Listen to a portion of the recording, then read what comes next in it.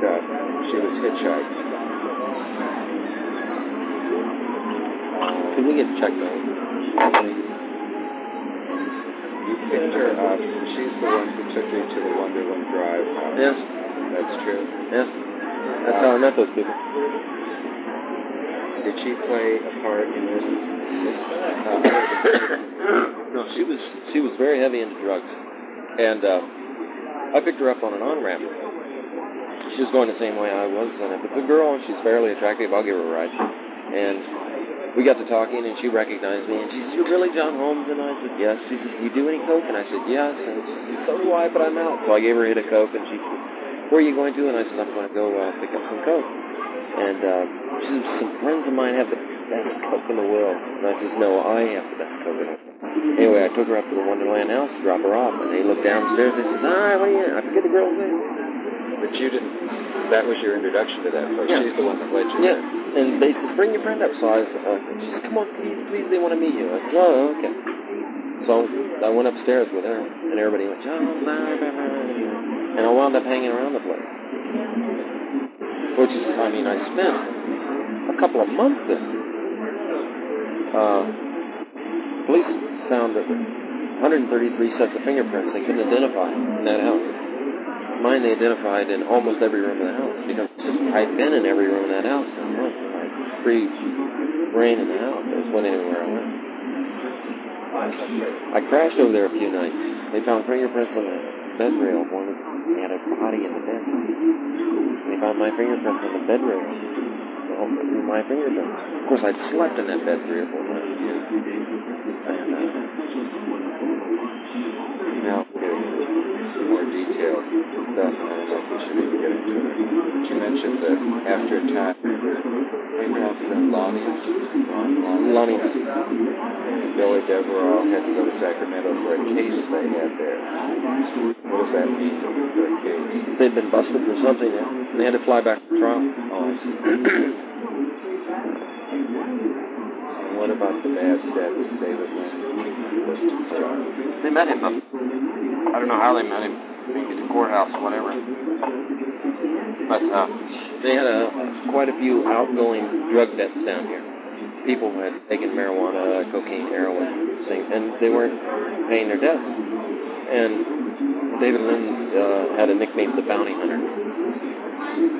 And he hunts people down. There's also a lot of people who want to have him off because he's a police rat. He makes money because he shoots cocaine.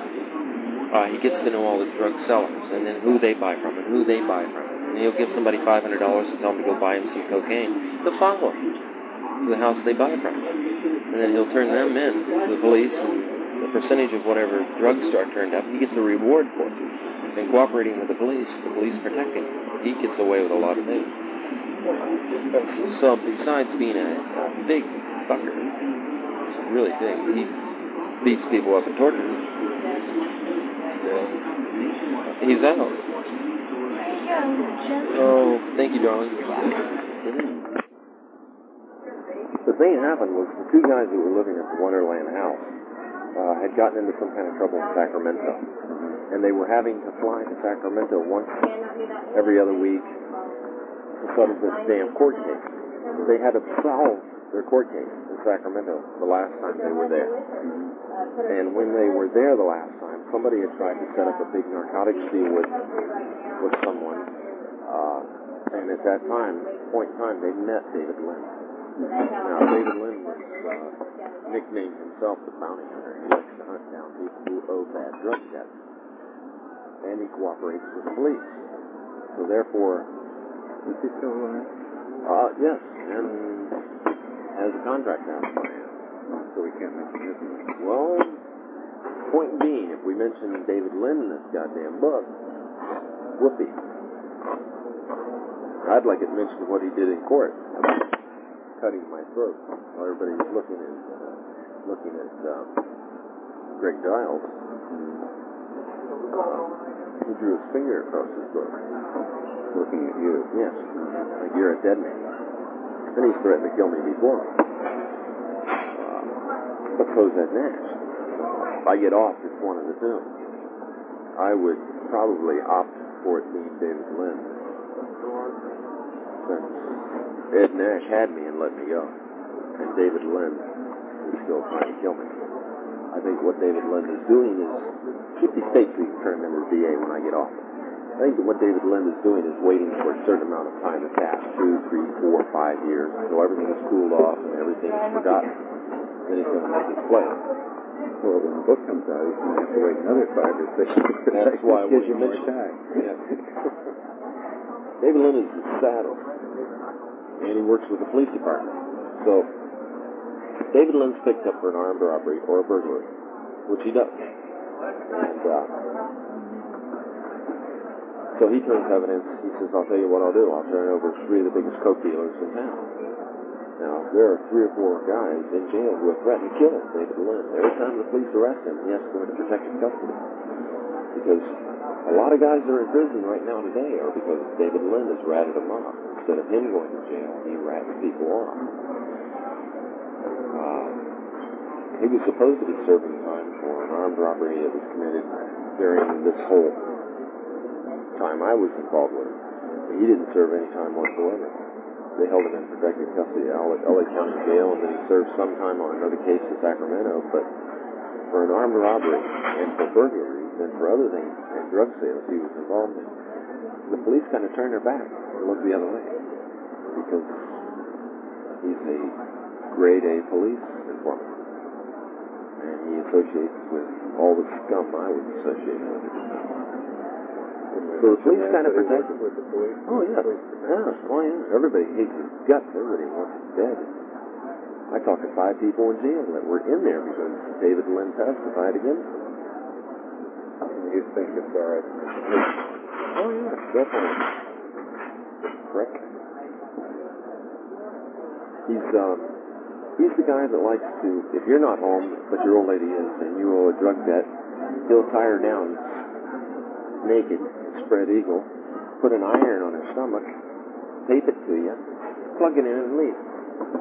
And let it cook its way through your gut. You know how painful that's got to be?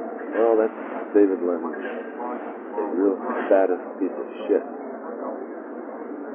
And the LAPD know all about it. Just let him roll on. David Lynn's thing is shooting up cocaine. Shoots it up with a needle. He's a needle freak. On the other hand, all the other people who were at the Wonderland house were heroin addicts. And armed robbers and burglars. They love to pull burglaries, they love to pull armed robberies. They didn't love to, I don't suppose they could have got it in an easier way they would have, but that was their main thing. They would start getting sick on withdrawal. And they'd whip out some guns, jump in a car, and go cruising the streets, trying to find a house that looked deserted, or a house that nobody was there, and they went, they grabbed everything they could. Many of the time I sat in a Wonderland house and watched them come back from a robbery with a canvas bag of money, garbage baggies full of jewelry, they just knock somebody's house in. And if they ring the doorbell and the maid is there and nobody else is home, they slam the door in, tie her up, take whatever they can find. Was Nash the main heroin supplier to Wonderland? Yes. And so they had other... And Mr. Howard. Right, and they had other dealers for other drugs. Yes. For the cocaine they got from somebody else. The banana crates full of Colombian marijuana they got from somebody else, from David Lynn, and it goes on and on.